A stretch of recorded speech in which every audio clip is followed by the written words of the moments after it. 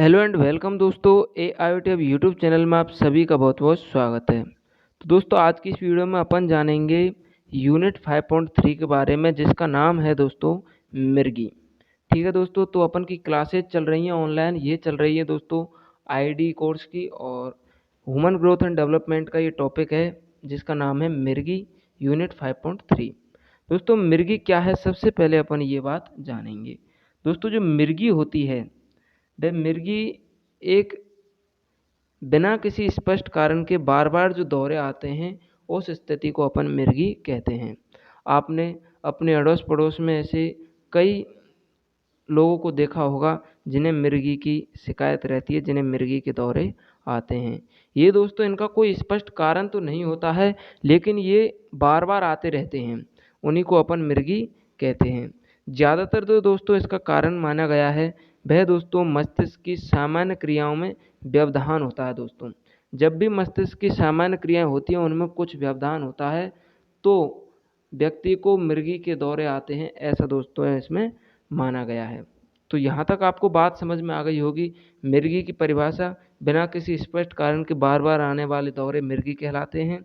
और ये इसका जो दोस्तों बड़ा कारण माना जाता है वो ये माना जाता है कि जब भी मस्तिष्क की सामान्य क्रियाओं में किसी प्रकार की व्याधा उत्पन्न होती है, तो ये स्थिति उत्पन्न हो जाती है। अपने मस्तिष्क में जो होता है दोस्तों, न्यूरॉन के एक्सोन एवं डेंड्राइट्स के माध्यम से दूसरी कोशिकाओं में विद्युत प्रवाह होता है।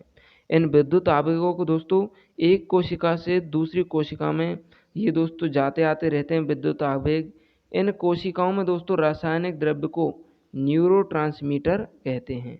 अब दोस्तों यहाँ पर एक छोटा सा ये 2 नंबर का या फिर 1 नंबर में आ सकता है, न्यूरोट्रांसमीटर क्या है। तो दोस्तों न्यूरोट्रांसमीटर होता है जो मस्तिष्क में विद्युत आवेगों को, जो कोशिका एक स्थान से दूसरे स्थान या फिर अपन कह सकते हैं एक कोशिका से दूसरी कोशिका में पहुंचाती है, उसके अंदर जो रासायनिक द्रव्य होते हैं वो दोस्तों न्यूरोट्रांसमीटर कहलाते हैं। अब बात आती है दोस्तों मिर्गी के प्रकार कितने होते हैं, इसके कारण कौन कौन से होते हैं, इन सभी विषयों पर अपन को चर्चा करनी है। अब दोस्तों मिर्गी के कई कारण हो सकते हैं। कुछ दोस्तों असामान्य कारक ऐसे होते हैं जो शरीर के आंतरिक रूप में होते हैं, जैसे दोस्तों मस्तिष्क में चोट का आना। इसके साथ ही दोस्तों प्रसव के दौरान कुछ दोस्तों औजारों का उपयोग डॉक्टर कर लेते हैं, तो उससे भी दोस्तों मिर्गी के दौरे आ सकते हैं, मस्तिष्क में चोट हो सकती है। ये तो होते हैं दोस्तों आंतरिक कारण। उसके बाद में बाहरी कारण होते हैं, कोई दुर्घटना होना, बालक के साथ में किसी प्रकार की कोई दुर्घटना होने से और दोस्तों बालक को मिर्गी आ सकती है। तो यहाँ पर दोस्तों एक बार पुनः मैं आपको बता देता हूँ, मिर्गी की परिभाषा है बिना किसी स्पष्ट कारण के बार बार आने वाले दौरे मिर्गी कहलाते हैं। इसका बड़ा कारण होता है मस्तिष्क के सामान्य व्यवहार में किसी प्रकार का व्यवधान उत्पन्न होना। सामान्य क्रियाओं में किसी प्रकार का व्यवधान उत्पन्न होना मिर्गी का बड़ा कारण होता है। अब दोस्तों मैंने आपको यहाँ पर अभी अभी बताया कि किस तरह से साइनेट्स एवं डेंड्राइट्स जो होते हैं वो इनके बीच में रहते हैं, कोशिकाओं के बीच में रहते हैं मस्तिष्क के अंदर। जब वे दोस्तों विद्युत आवेगों को अधिक मात्रा में भेजने लगते हैं एक कोशिका से दूसरी कोशिका में, तो भी दोस्तों मिर्गी का दौरा आ सकता है। इसके बाद दोस्तों यहाँ पर एक परिभाषा अपन देखेंगे एपिलेप्सी फाउंडेशन ऑफ अमेरिका के अनुसार। ये दोस्तों मिर्गी का जो फाउंडेशन है अमेरिका में, उसके अनुसार ये परिभाषा आपको ज्यों की त्यों ही याद करनी पड़ेगी। मैं आपको इसे पूरी पढ़ करके बता देता हूँ, ये आपको याद करनी ही पड़ेगी। अगर आप चाहें तो इंग्लिश में भी याद कर सकते हैं दोस्तों, लेकिन बेटर आपको हिंदी की रहेगी, ये दोस्तों सरलता से याद हो जाएगी। तो हिंदी की परिभाषा क्या दी है दोस्तों, एपिलेप्सी फाउंडेशन ऑफ अमेरिका ने, वो दिए दोस्तों कि मिर्गी एक शारीरिक अवस्था है जो उस समय उत्पन्न होती है जब मस्तिष्क के कार्य में एकाएक परिवर्तन होता है। जब मस्तिष्क की कोशिकाएं ठीक से कार्य नहीं करती, तो व्यक्ति की चेतना, गति अथवा क्रिया थोड़े समय के लिए परिवर्तित हो जाती है। इस अवस्था को मिर्गी कहते हैं। कुल मिलाकर दोस्तों बात वही आती है कि मस्तिष्क के सामान्य कार्यों में एकाएक रुकावट होना या परिवर्तन होने के कारण जब दौरे पड़ना शुरू होते हैं या फिर जो अवस्था उत्पन्न होती है, उसी को दोस्तों मिर्गी कहा जाता है। तो आपको परिभाषा याद होनी चाहिए। मिर्गी की परिभाषा मिर्गी की परिभाषा आप देख सकते हैं एपिलेप्सी फाउंडेशन ऑफ अमेरिका के अनुसार, और जो सामान्य परिभाषा है उसमें थोड़ा सा ही अंतर है, तो दोनों आपको याद होनी चाहिए।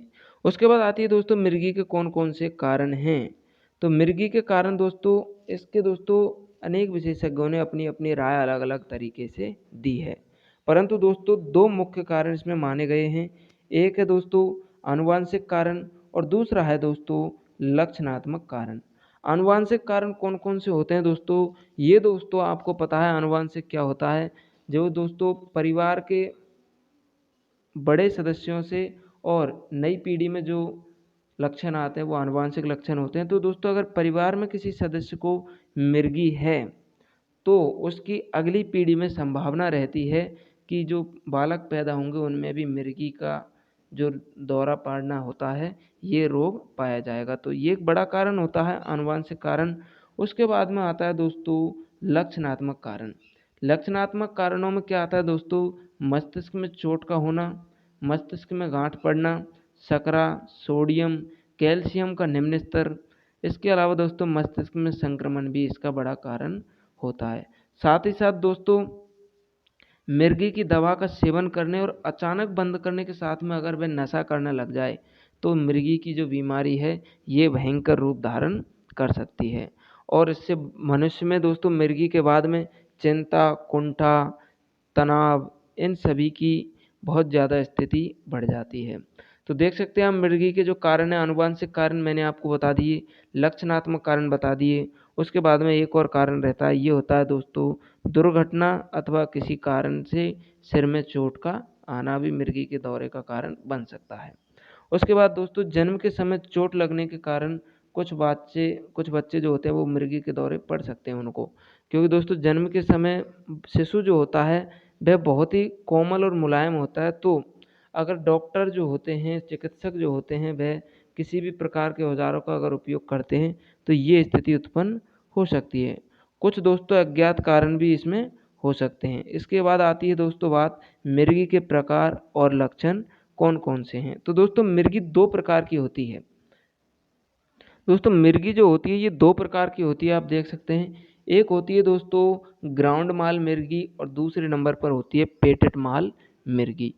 तो ये दोस्तों मिर्गी का जो टॉपिक है वो बहुत ही छोटा सा है, लेकिन इसमें से कई बार प्रश्न आ जाते हैं।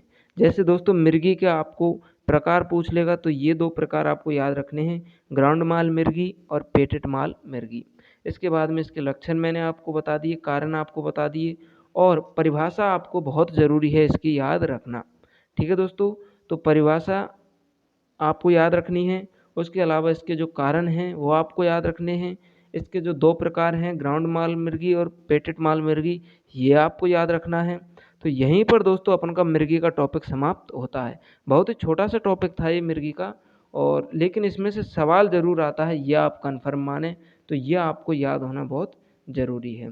उम्मीद है दोस्तों मिर्गी का ये टॉपिक आपको समझ में आ गया होगा। अपन दोस्तों नेक्स्ट वीडियो में मिलते हैं, तब तक के लिए अगर आपने चैनल को सब्सक्राइब नहीं किया तो चैनल को सब्सक्राइब जरूर कर लें और अपने दोस्तों के साथ में वीडियो को शेयर जरूर करें।